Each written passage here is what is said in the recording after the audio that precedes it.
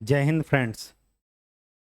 आज हम लोग नेटवर्क एनालिसिस के अपने अगले टॉपिक की ओर बढ़ते हैं और उस टॉपिक का नाम है कि डिपेंडेंट सोर्स के साथ हम नेटवर्क थ्योरम्स कैसे अप्लाई करते हैं।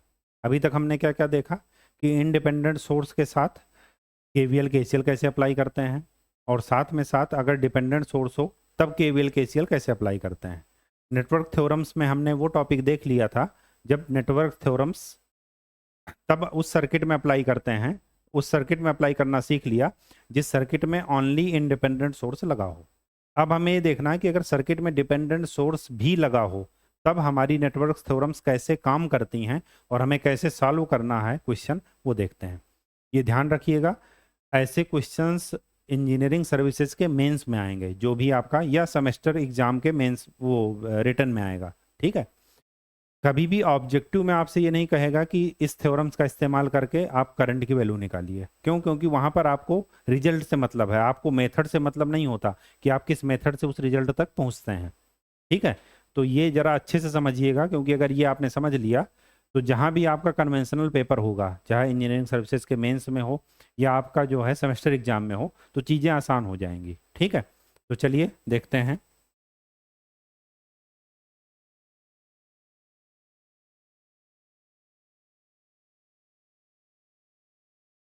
एप्लीकेशन ऑफ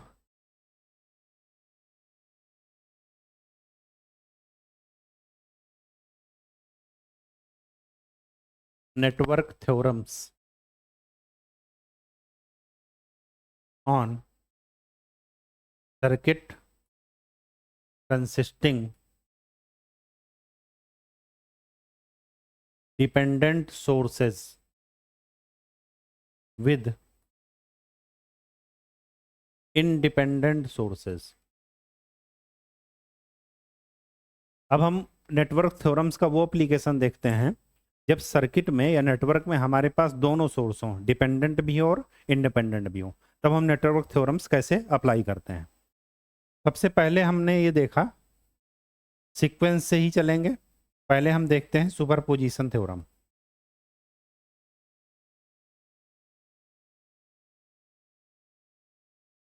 सुपरपोजिशन थ्योरम का एप्लीकेशन जब सर्किट में डिपेंडेंट और इंडिपेंडेंट सोर्स दोनों प्रेजेंट हों।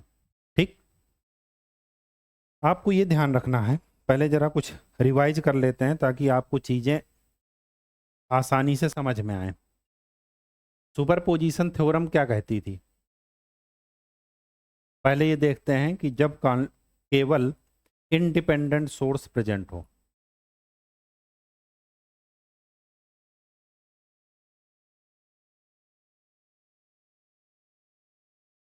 जब सर्किट में केवल इंडिपेंडेंट सोर्सेज प्रेजेंट थे, एक से ज्यादा, एक अगर है तब सुपरपोजिशन थ्योरम अप्लाई नहीं होगी, क्योंकि अगर एक ही सोर्स है तो उसमें क्या सुपरपोजिशन अप्लाई करेंगे।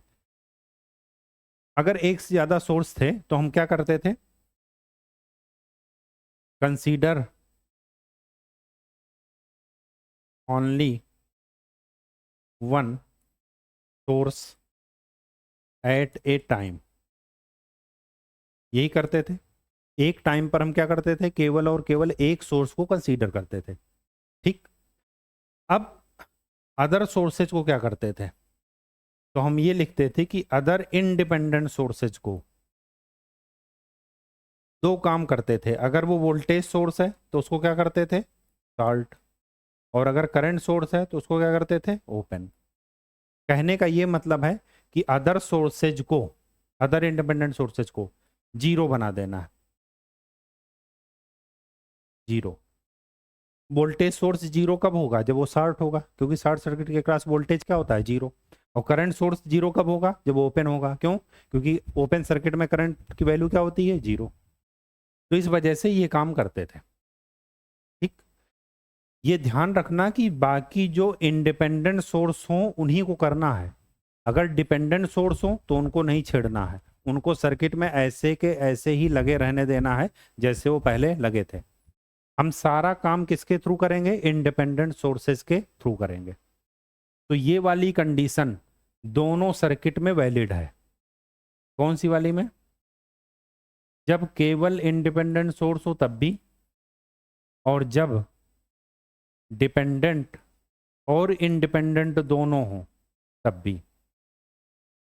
बस ये ध्यान रखना है कि एट ए टाइम केवल एक ही इंडिपेंडेंट सोर्स को कंसीडर करना है, बाकी के इंडिपेंडेंट सोर्स को क्या करना है, अगर वो वोल्टेज सोर्स है तो उनको शार्ट, और अगर करंट है तो उसको ओपन। हमें डिपेंडेंट सोर्स को चेंज नहीं करना, तो यहां पर लिख देना कि no change. Dependent source circuit में जैसे लगा था वैसे ही लगा रहेगा, उसमें कोई चेंज नहीं करना। ठीक, फिर ये काम करने के बाद अगला काम हम क्या करते थे, find out all sources response. Response यहां पर इसलिए कह रहे हैं क्योंकि नॉर्मल सर्किट में करंट निकालना होता है, तो हम वहां पर करंट रिस्पॉन्स की जगह करंट लिख देंगे। अगर हमें वोल्टेज निकालना होगा तो वहां पर वोल्टेज लगाएंगे, तो इस वजह से कॉमन टर्म को हम रिस्पॉन्स कहते हैं। अगर हमें करंट निकालना है तो हम हर एक सोर्स से करंट निकालेंगे, और अगर हमें वोल्टेज निकालना है तो हम हर एक सोर्स से क्या निकालेंगे, वोल्टेज। इस वजह से उसको रिस्पॉन्स कह रहे हैं। रिस्पॉन्स कुछ भी हो सकता है, करंट भी हो सकता है, वोल्टेज भी हो सकता है, पावर नहीं हो सकता। क्यों? क्योंकि पावर क्या है, आई स्क्वायर आर। और मैंने बताया था कि सुपरपोजिशन थ्योरम केवल और केवल वहीं लगती है जहां पर सर्किट क्या हो, लीनियर हो। अगर मैं यहां पर बात करूं तो पावर क्या है, नॉन लीनियर है। क्यों? क्योंकि यहां पर स्क्वायर वाला टर्म आ गया। तो सुपरपोजिशन थ्योरम की लिमिटेशन है ये कि सुपरपोजिशन थ्योरम वहां पर अप्लाई नहीं होती जहां पर पावर निकालनी हो।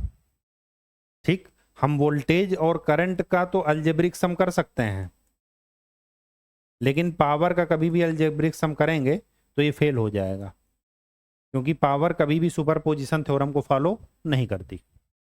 ठीक, तो हमें यहाँ पर रिस्पांस में दो ही रिस्पांस मिलेंगे, या तो हमें कहीं पर वोल्टेज निकालना होगा या करंट। तो हमें हर एक सोर्स से वोल्टेज या करंट निकाल करके उसका अलजेब्रिक सम कर देना है। अलजेब्रिक का मतलब क्या ध्यान रखना है,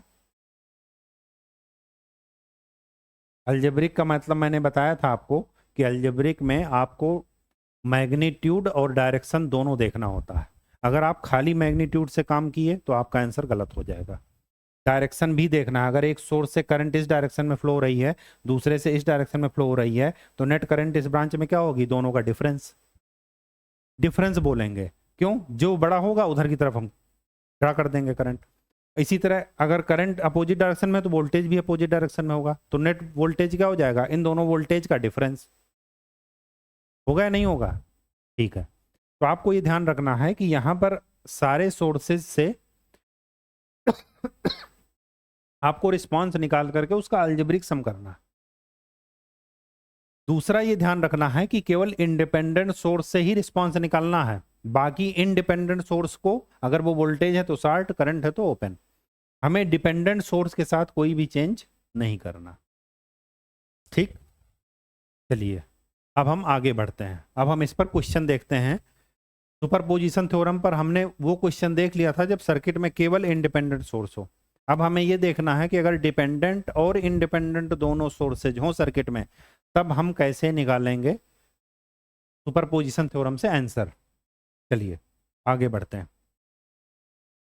देखिए यहां पर ये क्वेश्चन डायरेक्ट दिया है कि find out the value of I x. I x है इस 2 ओम के रेजिस्टेंस में फ्लो होने वाली करंट। आगे दे दिया गया है यूजिंग सुपरपोजिशन थ्योरम। ये क्वेश्चन जानबूझ कर दिए हैं, तो उसमें ये चीज लिख दिया गया है कि आपको सुपरपोजिशन थ्योरम्स के साथ अगर इसको करना होगा तो कैसे करेंगे। ये है इंडिपेंडेंट सोर्स, ये भी है इंडिपेंडेंट सोर्स। सुपरपोजिशन थ्योरम तभी लगती है जब more than one independent sources circuit में प्रेजेंट हो। ठीक, अब क्या हुआ, ये है डिपेंडेंट सोर्स, ये इसी करंट पर डिपेंड कर रहा है जो करंट हमें निकालनी है। ठीक, तो स्टार्ट करते हैं। फर्स्ट कंसीडर, पहले एक सोर्स को कंसीडर करते हैं, only voltage source. 10 volt. Independent source को ही कंसीडर करना है, डिपेंड वाले को कुछ चेंज मत करना। और बाकी के इंडिपेंडेंट सोर्स को क्या कर देना है, अगर वोल्टेज सोर्स है तो शॉर्ट सर्किट और अगर करंट है तो उसको ओपन सर्किट। तो बाकी इंडिपेंडेंट सोर्स बचा क्या, अगर मैं इसको कंसीडर कर रहा हूं तो ये बचा, और ये है करंट सोर्स, करंट सोर्स को क्या कर देना, ओपन। अब जब मैं ओपन करूंगा इसको, यहां पर करंट है Ix, ये Ix तब है जब ये दोनों सोर्सेज प्रेजेंट थे और साथ में ये भी था। अब अगर मैं इसको हटाऊंगा तो यहां पर करंट की वैल्यू चेंज हो जाएगी। सपोज मैं मान लेता हूं I-X उसको, तो मैं एक दूसरा सर्किट बनाता हूं 10 वोल्ट 2 ओम, यहां पर फ्लो होने वाली करंट को मैं लिखता हूं I-X 1 ओम 2। अगर यहां पर करंट I-X है तो यहां पर वोल्टेज सोर्स भी क्या हो जाएगा 2I-X, क्योंकि जो यहाँ पर करंट है वही यहाँ का वोल्टेज इसी करंट पर डिपेंड कर रहा, तो अगर करंट चेंज हो गई तो ये भी चेंज हो जाएगा। अगर यहाँ पर I-X फ्लो हो रही है तो ये सारा का सारा एक ही लूप है, तो हम वैल्यू निकाल लेंगे। तो KVL अप्लाई करेंगे तो क्या निकलेगा 10 minus 2 I-X minus 1 I-X minus 2 I-X is equal to 0। तो क्या निकला 10 minus 5 I-X is equal to 0, और I-X की वैल्यू मिलेगी 2 एम्पियर। ये पॉजिटिव है, इसका मतलब ये हुआ कि करंट ऐसे फ्लो हो रही है, ठीक, जिस डायरेक्शन में हमने माना उसी डायरेक्शन में फ्लो हो रही है, ठीक। चलिए अब second,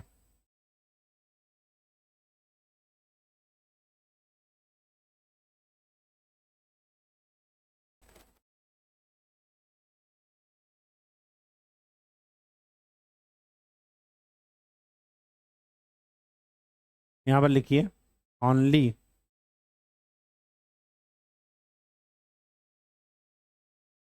current source is present, जब केवल और केवल करंट सोर्स प्रेजेंट है। इंडिपेंडेंट सोर्स के साथ ही प्ले करना है आपको, ठीक। तो वो जो 10 वोल्ट का वोल्टेज सोर्स है उसको क्या कर देना है, शॉर्ट। अब जब शॉर्ट किए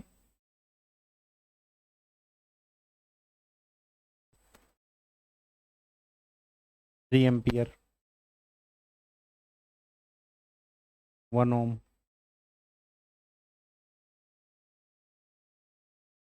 2I-X। अब मान लेते हैं कि यहां पर करंट कौन सी फ्लो हो रही है I-X डबल डैश, क्यों, क्योंकि हमने सोर्स हटा दिया एक सोर्स। तो मान लेते हैं कि 3 एम्पियर के कारण जो करंट फ्लो हो रही है वो ये I-X डबल डैश है, और उसकी डायरेक्शन जैसे उन्होंने दिखाया था वैसे ही हमने दिखा दिया। ऐसा दिखाने से फायदा ये हुआ कि हम दोनों करंट को क्या कर देंगे, सम कर देंगे। आप चाहें तो उसको अपोजिट भी दिखा सकते हैं, वो आपकी मर्जी है, ठीक। तो यहाँ पर अगर I-X डबल डैश है तो यहाँ पर भी I-X डबल डैश हो जाएगा। अब ध्यान से देखिए, यहाँ पर KCL अप्लाई कीजिए। I-X डबल डैश इधर से आया, 3 एम्पियर इधर से गया, तो इधर कौन सी करंट गई I-X डबल डैश प्लस 3। अब आप क्या कर दीजिए, इस पूरे सर्किट में KVL अप्लाई कर दीजिए। सपोज यहां से मैं चला इस बड़े वाले लूप में, तो 0 माइनस 1, 1 में करंट कौन सी फ्लो हुई I-X double dash plus 3, minus battery के कौन से टर्मिनल पर पहले पहुंचे, positive, minus 2 I-X double dash is equal to 0। तो ये कितना हुआ 2 2 4 1 5 minus 5 I-X double dash minus 3 is equal to 0। तो I-X डबल डैश की वैल्यू क्या हो जाएगी -3/5। -3/5 क्या इंडिकेट कर रहा है कि इसका मैग्नीट्यूड तो 3/5 है, लेकिन डायरेक्शन क्या है, अपोजिट, मतलब उधर की तरफ। और जब उधर की तरफ है तो 2 ओम में करंट की वैल्यू क्या हो जाएगी, I-X ऐसे फ्लो कर रहा था I-X डैश, और I-X डबल डैश ऐसे फ्लो कर रहा अपोजिट में, तो नेट करंट क्या हो जाएगी I-X is equal to I-X और I-X डैश का डिफरेंस, यही होगा ना।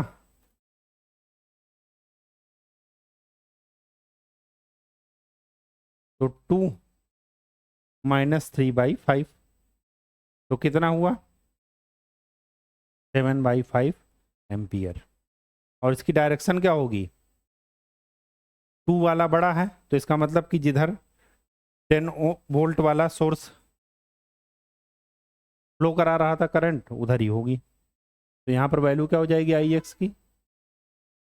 7/5 एम्पियर। कहीं कोई दिक्कत हो तो पूछिए। सिर्फ आपको ये ध्यान रखना है कि डिपेंडेंट सोर्स के साथ कोई भी छेड़खानी मत कीजिएगा। उसको रिमूव नहीं करना, उसको शार्ट नहीं करना, उसको ओपन नहीं करना, कुछ नहीं करना। सर्किट में जैसे करंट चेंज होगी वहां पर इसकी वैल्यू चेंज होती रहेगी, अगर वो उस करंट पर डिपेंड करता है तो। अगर नहीं करता तो कोई बात नहीं, डिपेंडेंट सोर्स को ऐसे ही लगे रहने देना। जो भी आपको प्ले करना है वो सारा का सारा इंडिपेंडेंट सोर्स के साथ ही करना है। बात समझ में आ गई? कहीं कोई दिक्कत हो तो पूछ लीजिए। चलिए अब हम आगे बढ़ते हैं, नेक्स्ट क्वेश्चन कर लेते हैं इसी पर बेस्ड। देखिए इस क्वेश्चन में क्या कह रहा है। 2 एम्पियर का इंडिपेंडेंट सोर्स है, 3 वोल्ट का इंडिपेंडेंट वोल्टेज सोर्स है, 7 ओम रेजिस्टेंस लगा है, 15 ओम रेजिस्टेंस लगा है, 5 ओम रेजिस्टेंस लगा है, जिसमें फ्लो होने वाली करंट है I1। इस I1 पर ये करंट सोर्स डिपेंड कर रहा है। ठीक, पूछ क्या रहा है? Voltage across each current source by superposition theorem. अब करंट सोर्स के अक्रॉस वोल्टेज क्या है ये देखिए। इसके अक्रॉस वोल्टेज क्या होगा? जो इस 5 ओम के अक्रॉस होगा, यही तो होगा ना। क्यों? क्योंकि ये दोनों पैरेलल में है। इसी तरह इसके अक्रॉस क्या होगा? जो इस ब्रांच के अक्रॉस होगा। तो मान लेते हैं यहाँ का वोल्टेज क्या है? V1। और यहाँ का मान लेते हैं क्या है? V2। ये हम मान लेते हैं। ठीक, अब सुपरपोजिशन थ्योरम से हमें V1 और V2 की वैल्यू चाहिए। ठीक है, तो हम कंसीडर करते हैं क्या? एट ए टाइम एक ही सोर्स। ठीक, तो मान लेते हैं let only 2 ampere independent source is present.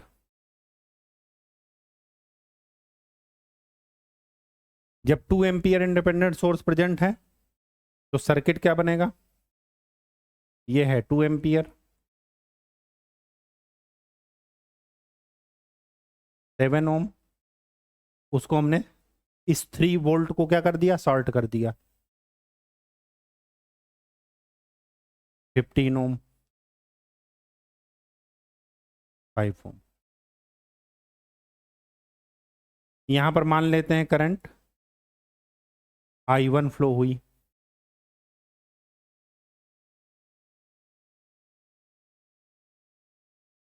तो यहां पर भी करंट क्या होगी? 4I1।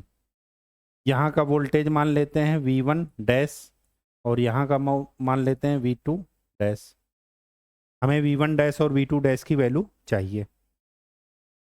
चलिए V1 और V2 डैश की वैल्यू चाहिए, हम नोडल एनालिसिस अप्लाई कर देते हैं डायरेक्ट। ठीक, तो V1 पर अप्लाई करूंगा तो क्या लिखूंगा? V1 dash minus V2 dash divided by 15 plus V1 dash divided by 7। ये जाने वाली करंट है, आने वाली कौन सी करंट है? 2 एम्पियर। Equation first. V2 पर अप्लाई कीजिए, तो V2 dash minus V1 dash divided by 15, V2 dash divided by 5। ठीक, ये जाने वाली करंट है। आ कौन सी रही है? 4I1 equation 2। और I1 की वैल्यू अगर मैं वहां से देखूं तो क्या हो जाएगी? I1 is equal to V2 dash divided by 5। वो यहाँ पर पुट कर दीजिए।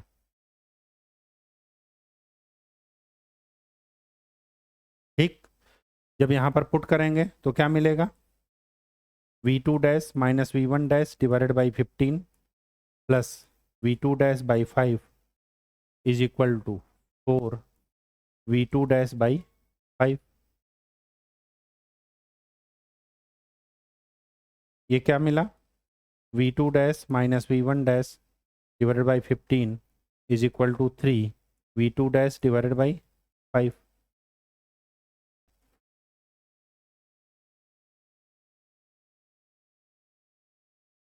V2 dash minus V1 dash is equal to 9 V2 dash. तो ये क्या मिला?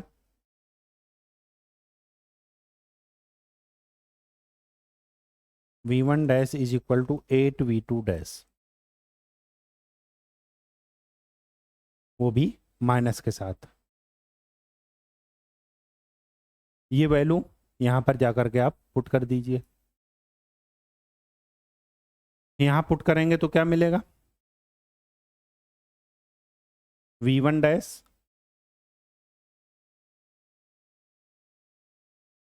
7 V2 dash,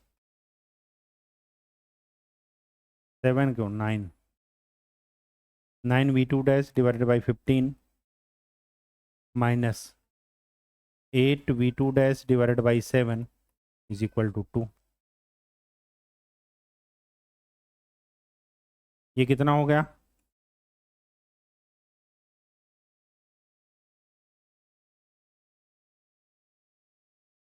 (21 V2 dash minus 40 V2 dash divide by 35 is equal to 2। 61 V2 dash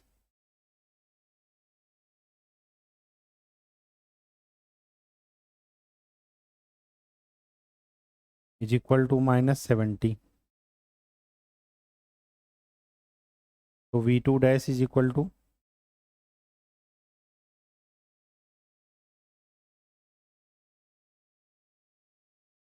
-70/61। V2 dash की वैल्यू मिल गई, तो V1 dash is equal to क्या हो जाएगा?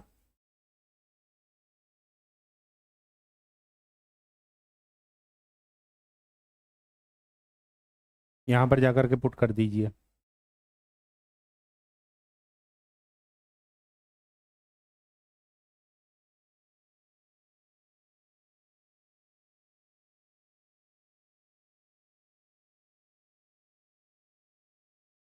तो यहाँ पर V2 डैश की वैल्यू मिली -70/61 और V1 डैश की वैल्यू मिली माइनस माइनस नहीं 560/61। ठीक, ये माइनस में है और ये प्लस में है। ठीक है, ठीक। अब हम क्या करते हैं, ये तो केवल कब था? जब हमारे पास 2 एम्पियर का करंट सोर्स है। अब हम क्या देखते हैं कि जब हमारे पास 3 वोल्ट का सोर्स है। चलिए अब इसी में आगे इसको रफ करके इरेज करके देख लेते हैं।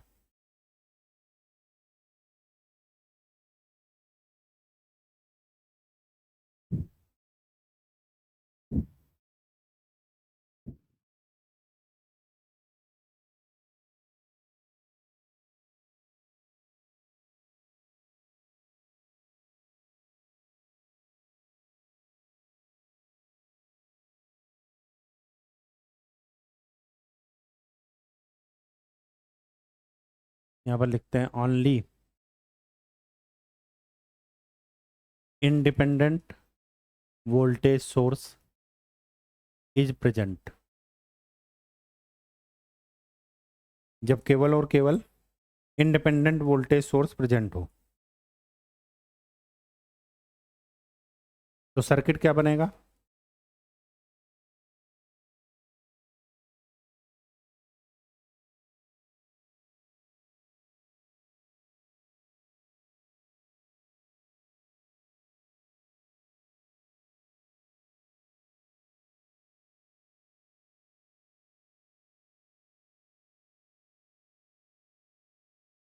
मान लेते हैं यहाँ पर करंट फ्लो हुई I2। यहाँ का मान लेते हैं वोल्टेज V1 डबल डैश और यहाँ का मान लेते हैं V2 डबल डैश। ठीक, V1 डबल डैश में अप्लाई करेंगे तो क्या निकलेगा? V1 double dash minus V2 dash V2 double dash divided by 15 plus V1 double dash minus 3 divided by 7 is equal to 0। Equation first V2 dash apply करेंगे तो V2 double dash minus 0 divided by 5 plus V2 double dash minus V1 double dash divided by 15। ये जाने वाली current है और आने वाली current कौन सी है? 4I2। I2 की वैल्यू निकालिए, V2 double dash divided by 5।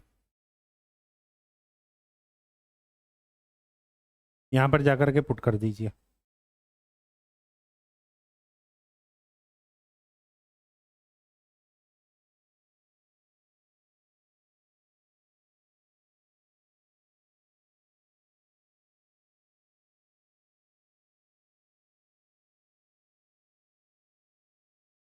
यहाँ पर पुट करेंगे तो क्या मिलेगा? V2 double dash by 5 plus V2 double dash by 15 minus V1 double dash by 15 is equal to 4 V2 double dash by 5। ये कितना हो गया? 3 V2 double dash 5 by 5।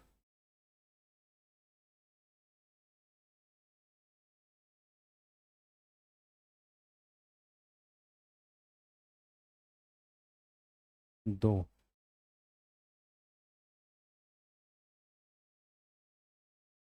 6 V2 double dash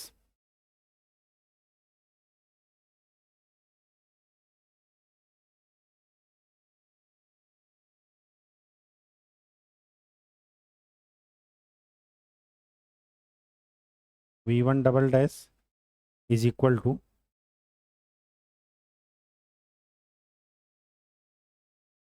7 V2 double dash.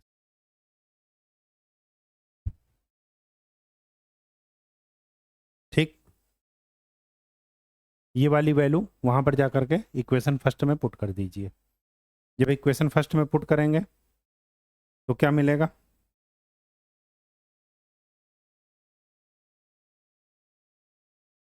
7V2 minus V2 तो 6V2 double dash by 15 plus 7V2 double dash by 7 is equal to 3/7।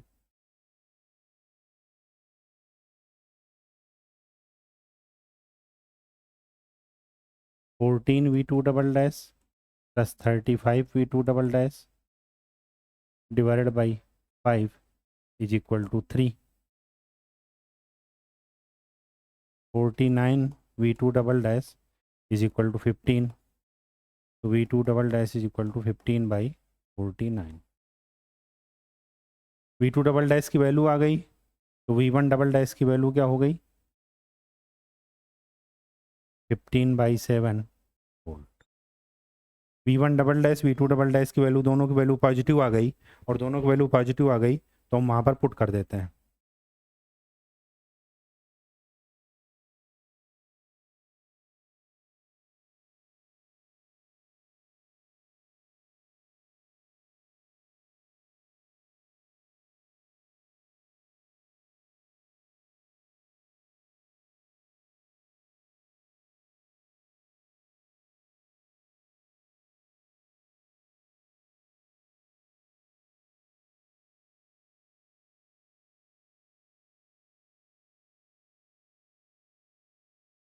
Fifteen by 7।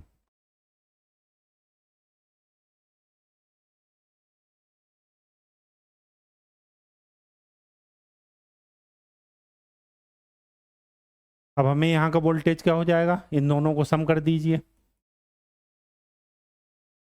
तो 15/49 minus 70/61। इसको solve कर लीजिएगा जो भी वैल्यू आए और यहाँ पर इन दोनों को सम कर दीजिए तो 560/61 प्लस 15/7। ये आपका आंसर है। हमने अलग अलग सोर्सेस से वोल्टेज निकाला और उसके बाद उनको क्या कर दिया, सम कर दिया। ठीक, सम करते समय आपको उसका जो साइन है वो ध्यान में रखना है। अगर प्लस माइनस है तो एक दूसरे से सब्ट्रैक्ट हो जाएंगे, अगर दोनों प्लस प्लस हैं तो दोनों एक दूसरे से ऐड हो जाएंगे। ठीक है, बात समझ में आ गई? अब इसके आगे क्वेश्चन नहीं है।